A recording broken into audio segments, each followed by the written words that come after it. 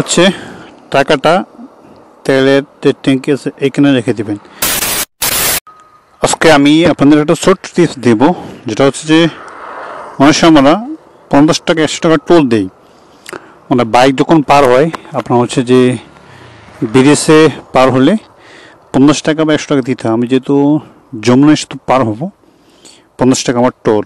যাই হোক, এটা কিভাবে দিব, শর্টকাট একটা বুদ্ধি। এই হচ্ছে টাকাটা তেলের যে ট্যাঙ্কি আছে এখানে রেখে দিবেন। এটা পড়ার কোনো সম্ভাবনা নাই, আপনি যতক্ষণ চালান না কেন সম্ভাবনা নাই। কিভাবে টাকাটা দিব আমি আপনাদের দেখাচ্ছি। এখন যাই, আর হচ্ছে টাকাটা এভাবে দিলে কি আপনাদের শর্টকাট হবে, যেমন আপনার হচ্ছে যে টাকাটার জন্য মানে সময় ব্যয় করতে হবে না, খুব তাড়াতাড়ি টাকাটা দিতে পারবেন। যাই হোক, এখানে হলো টোল 50 টাকা।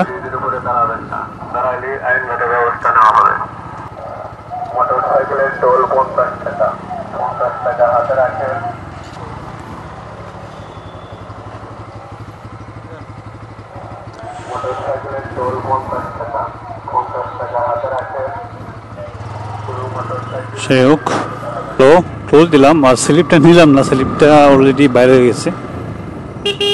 আর এখন হচ্ছে এই হচ্ছে আমাদের যমুনা সেতু। এখন যাই।